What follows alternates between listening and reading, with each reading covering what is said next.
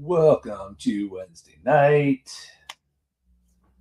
We're done with Judges, so I know you all have been eagerly anticipating moving on to the next part of the study.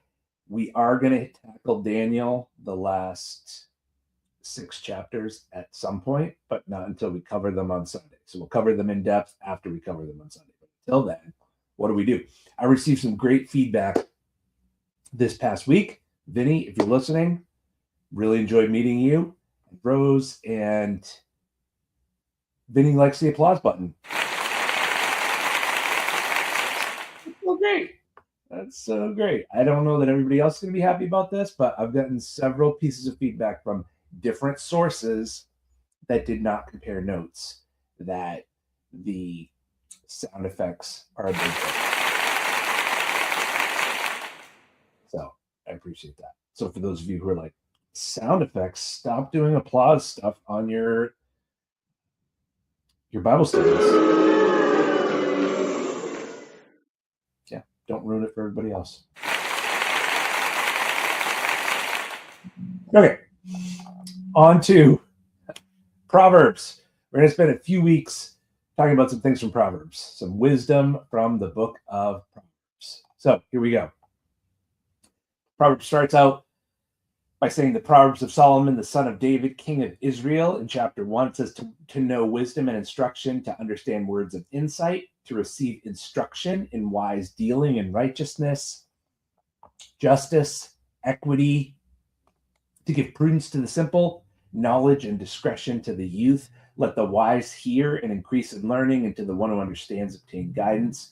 To understand a proverb and its saying, the words of the wise and their riddles. The fear of the Lord is the beginning of knowledge. Fools despise wisdom and instruction. So the question we want to ask to start is, what do you feel like you need right now? And I want you to answer like you would if you're sitting in your car or at lunch, not like you'd answer sitting in church, because it's like, what do you feel like you need right now?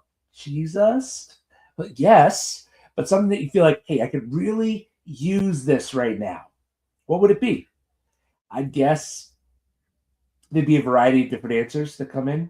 I just really need winter to be over. I just need a job. I need direction in life. I need a friend. I need some money, or I need a nap. There might be all kinds of answers. My guess is that most of our answers, maybe all of them, would have something to do with the change in circumstance. If these circumstances could just change, things would be all right. If God would just deal me a different hand, I could play the game so much better. And we're asking for a change in circumstance. But I want to submit to you that what you and I need most is not a change in our circumstances. And here's why. Because even if you had ideal circumstances, you could still wreck your life. If you don't believe me, just watch celebrity news. I mean, if ideal circumstances created the ideal life, then the picture of emotional stability and health should be Hollywood, right? You've got money, you've got power, talent, beauty. What do we have? Divorce, depression, all kinds of scandal, pain. It's a mess. Or look at Washington, D.C. Powerful, successful, talented people wreck their lives all the time. So what you and I need is not primarily ideal circumstances, because human beings can mess up even the most ideal of circumstances. And even if God gave you ideal circumstances, here in this moment, the reality in life are our circumstances are always changing. They're fluctuating. You're healthy, then you're sick. Your body gets old, money flies away, things change in life. There's no stability to this place of planet Earth. One minute you're up, next minute you're down.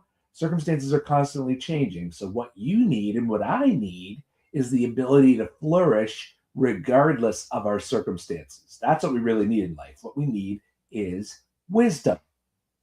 One of my favorite books growing up was the book Pilgrim's Progress, which is written by a pastor back in the 1600s. And it's a picture, it's an allegory of the Christian life. A man named Christian leaves the city of destruction and he walks up the narrow road that leads to life.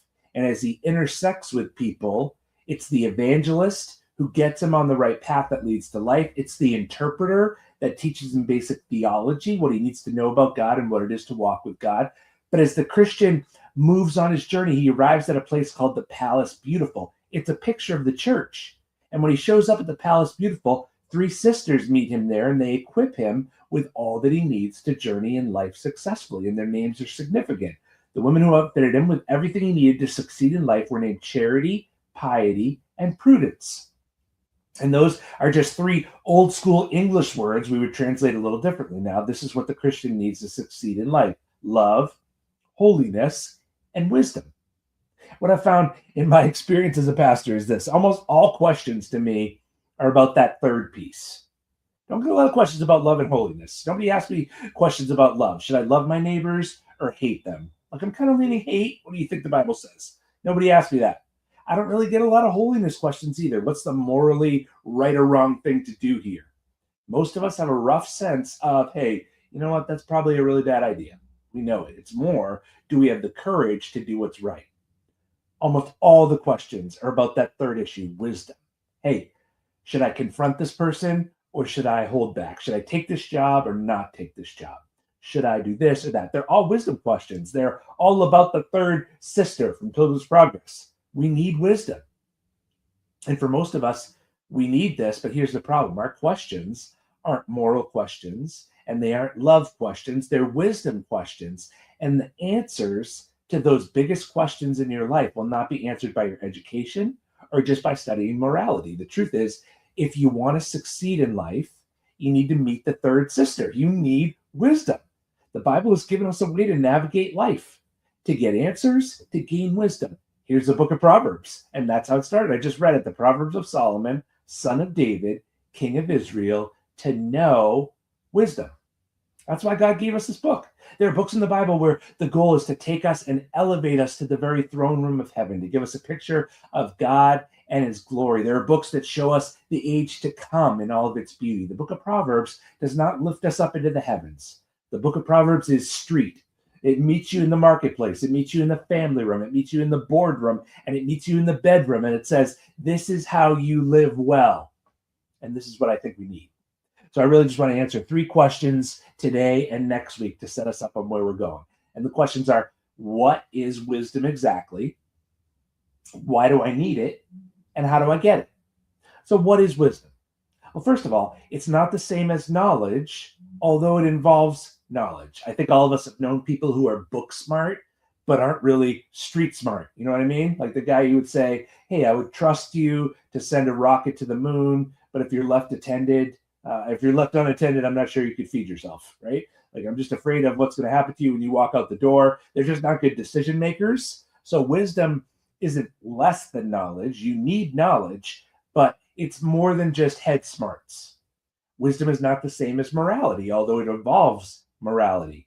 Ultimately, it's unwise to be unethical in business. It'll get you busted. You'll lose your job. It's unwise to be wicked in your relationships. You'll die alone, right? But you can be morally pure and unwise, because the best intentions don't always make the best decisions. Say you wanted to help the homeless, which is noble and good and right, and you've invited somebody into your home and given them money and done all sorts of things that might help them, or it might enable some of their worst habits and deep-rooted problems. We forget sometimes that not everybody plays by the same rules. So navigating a broken world requires wisdom. So maybe you had good intentions, but you didn't have good judgment into how to really care for that person's needs. So you can have good intentions and good morals, but not wisdom.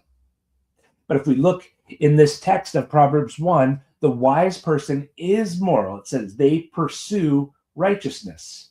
That's what's doing best for the community in all situations. That's a huge deal for us as a church. Like, how do I follow God in the context of community? We were never meant to follow God on an island by ourselves. The Bible was meant to be interpreted, followed, lived out in the context of community.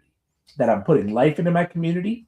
The wise pursue justice. That is, where I see the right order of society being broken, where I see people being oppressed or misused, I step in to remedy that. The wise person does that. It talks about equity. Equity is to live within boundaries, that there are proper rules that don't bind me. They actually set a society free. The wise person cares about righteousness, justice, equity. So wisdom is not less than morality, but it's more than morality. So we need it. All right, so what is it? The word wisdom in Hebrew is the word chokmah. Chokmah is used in other Old Testament texts, and it simply means skill. You run into it in Exodus chapter 28, where God says, get skillful men to weave the garments of the priests with great skill.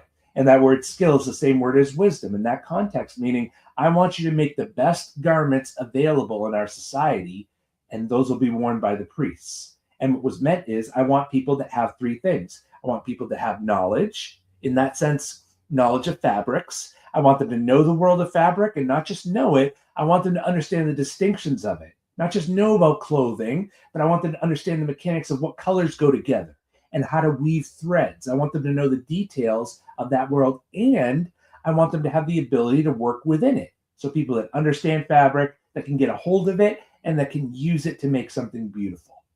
That's what it means to be skillful at something. Like, I know what that thing is, I understand how it works, and I know what to do with it. That's what it means to be skillful. And that's what the word wisdom means in the book of Proverbs. We see it in this first section. Derek Kidner wrote about Proverbs 1. It's although Solomon, it says, though Solomon takes a prism, holds it up to wisdom, and all the synonyms shine out wisdom in all its varying colors. And we see it in words like knowledge. Wisdom has knowledge, that I know what things are. And then verse 2, wisdom possesses insight. Insight is to see the distinctions and discern the differences between things. Like, I know a world and I understand how it works. And then in verse 3, we get wise dealings. Verse 4, we get prudence. That's practical wisdom, that I understand the dynamics that are going on and I know how to make beneficial decisions. So when you add all these together, that is wisdom. I know this world, I understand how it works, and I know how to work within it successfully. And we see throughout the Bible, when it's used of different worlds that people move in, it's skill. And you and I have seen it. A skilled carpenter understands wood, knows how to work with wood, and they have the ability to start hammering it together and make it into something beautiful. You give me a pile of wood, and I would need to go hire a guy to make it into something. When you see skill in action, a musician hitting the right note at the right time, a boxer throwing a left hook at the exact right moment, a comedian telling a story. When you see somebody who's skillful at their given craft, even if you don't care about the craft, it's something amazing. It's something elemental that you say, wow, well, that was awesome. What's great about the book of Proverbs is not just advocating skill in a particular area, like money or carpentry or collecting stuff. It's the idea, it's the skill of living. I want you to have skill in life, particularly in relationships. I want you to know how the world works, understand the distinctions in society, and navigate those distinctions successfully. That's wisdom, that I have the skill to relate well with God, with people, and with the planet. That's wisdom. And when you see it in action, it is really beautiful. Some of you know people like that. You're like, man, when they're asked a question or they're confronted, they always seem to have the right answer. And not just the right answer, like it's correct, but it's correct and it's beautiful in its form. It encourages the person who asked it, even if it was a dumb question, or it brings life into people, even if those people are coming at you. When you see somebody who's wise, you want to commend them, to applaud. You're like, man, that was a good answer. See, we're all about clapping today. It's like, bravo. When you see a wise person, you say, hey, they could be thrown into the worst circumstances, and they always seem to not only come out on top, but they also make everything and everybody around them better. When you see somebody that's like that, there's such a beauty to them. And not just like they're a sharp guy or a sharp lady, but there's something elemental, there's something foundational. That this person is moving to the beat of a rhythm that's ancient and beautiful and so different than everybody else, but it seems true to what should be and what is. We're attracted to it, and we didn't even know it was attractive. And there's a reason for that. Proverbs 3 says, the Lord by wisdom founded the earth. By understanding, he established the heavens. By his knowledge, the depths broke open and the clouds dropped down the dew. And then he says, my son, don't lose sight of these. Keep sound wisdom and discretion. They will be life for you, and they will be adornment for your neck. This means when God made the world, he wove wisdom into its very fabric. That there's a sense to this world. There's a rhythm to it physically, like rain's coming and it brings forth crops. Summer, there's harvest. There's different rhythms to the earth. And there are rhythms socially, morally, relationally. And the wise person is the person who can hear the music, the person who can move with the rhythm that God's woven into his creation, who can walk in a way that's skillful relationally. When you see somebody do that, it's an adornment to their neck. It's a beautiful thing. The Wright brothers, when uh, when people said they flew their plane, they described it by defying gravity. They didn't defy gravity. Defying gravity would be like, I can fly, I know I can, and just jumping off a cliff. You're going to lose. That law of gravity beats you every time. And the Wright brothers didn't do that. What they do in the back of their bicycle shop, they built a wind tunnel and they studied aerodynamics and they understood, hey, this is how the wind works. And then they began to understand its distinctions and try to move within it. And as they did that, they took an object that was heavier than air and they soared through the air. They did something that people thought was impossible. And the wise person is the person who draws near to how the world works and says, God, I want to understand how you wove humanity together and made it to work. How is marriage supposed to work? How am I supposed to use my money? How should I be communicating with people? And as I move toward you, God, and learn the distinctions and mechanics of how you designed the world, I can do what seemed impossible to people before. That is wisdom. That's what wisdom is. Why do we need it? Tune in next week. There'll probably be more applause. I'm just guessing. Hope you all have a great rest of your week. Mother's Day this weekend. We're doing a little special Mother's Day message from the book of Proverbs. And then we'll jump back into Daniel in a couple of weeks. So, Proverbs 1. What is wisdom? That's it. We'll talk to you all soon.